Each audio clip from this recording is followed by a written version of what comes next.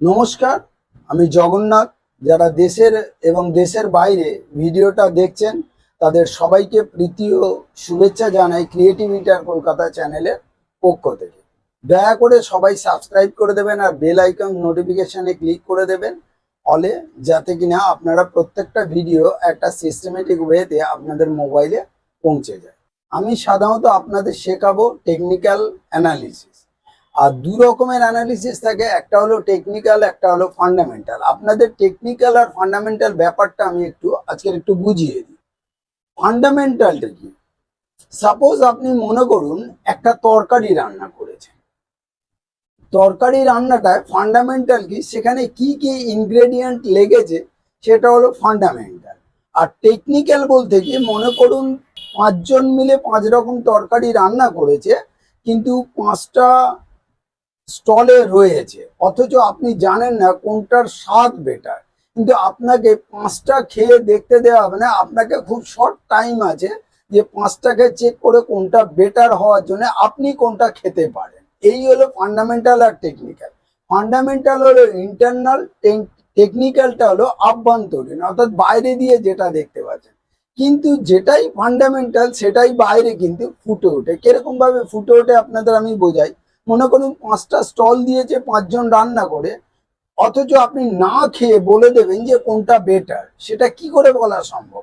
সেটা এইভাবে বলা সম্ভব যে আপনি প্রথমে দূর থেকে দাঁড়িয়ে দেখতে পারেন যে কোন কোন স্টলে ভিড় বেশি।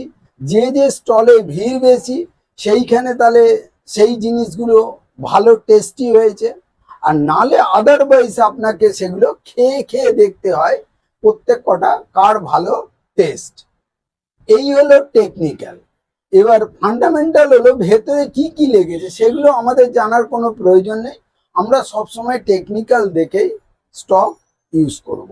তা প্রথমত আমরা স্টক চুজ করব কোনগুলো, আমি আগেই বলে দিয়েছি যে সেন্সেক্সে 30 স্টক বড় বড় থাকে, আর ব্লু চিপ স্টক 50 ইন্ডাইসেসে থাকে, অর্থাৎ নিফটি 50-তে। এই ইন্ডাইসে নিফটি 50-তে যে 50টা স্টক থাকে, এখানের মধ্যে আবার চুজ করার অনেকগুলো ক্যাটাগরি রয়েছে। যে কিভাবে চুজ করে আপনি সেই স্টক কিনতে পারেন সেটাও আমি আস্তে আস্তে বলে দেবো। আগে টেকনিক্যাল আর ফান্ডামেন্টালের ব্যাপারটা ভালো করে জেনে নেবেন, কারণ একটা কোম্পানির ফান্ডামেন্টাল দেখতে গেলে যা যা প্রয়োজন সেগুলো আমাদের দ্বারা সম্ভব না, কিন্তু আমরা টেকনিক্যাল দেখে আমরা সেগুলোকে ট্রেড করব। এবং টেকনিক্যাল থেকে ট্রেড করার আগে আপনার ট্রেডিং প্ল্যাটফর্মে গিয়ে যে টুলসগুলো ট্রেডিং করার ক্ষেত্রে আপনাদের জানা খুব প্রয়োজন। শুধু তো বাই সেল মারলে তো আর ট্রেডিং হয় না। ফলে বাই সেলের পরেও অনেক কিছু রয়েছে যেগুলো আপনাদের আস্তে আস্তে জানতে হবে, এবং সেইগুলো জেনে ক্রমশ আপনাদেরকে এইভাবে এগিয়ে যেতে হবে এবং ট্রেডিং করতে হবে এবং মার্কেটে অবজার্ভ করতে হবে যে কিভাবে ট্রেডিং ব্যাপারটা হয়। ট্রেডিংটা পুরোটা সাইকোলজির ওপর। আপনি যতই শিখবেন ততই যেন আপনার কাছে অজানা হয়ে থাকবে, আপনার যতক্ষণ না সাইকোলজিটা আপনার মার্কেটের সঙ্গে অ্যাটাচ হচ্ছে। শেয়ার মার্কেটের সঙ্গে আপনার সাইকোলজিকে অ্যাটাচ করতে হবে। মার্কেটকে ভালোবাসতে হবে, সময় দিতে হবে, মার্কেটকে সম্মান দিতে হবে, ধৈর্য থাকতে হবে। এইগুলো সমস্ত কিছু মার্কেটের সঙ্গে যদি অ্যাটাচমেন্ট না রাখতে পারেন তাহলে কিন্তু আপনাদের দ্বারা সম্ভব না। আর একটা কথা বলে দিই, কেউ শর্ট টাইমে কিন্তু সাময়িক রোজগার হলে হতে পারে, কিন্তু কেউ যদি বড় কিছু করতে চান তাকে কিন্তু 5 থেকে 7 বছর মার্কেটে অনবরত টাইম দিয়ে, অন্তত পার ডে 5 থেকে 6 ঘন্টা।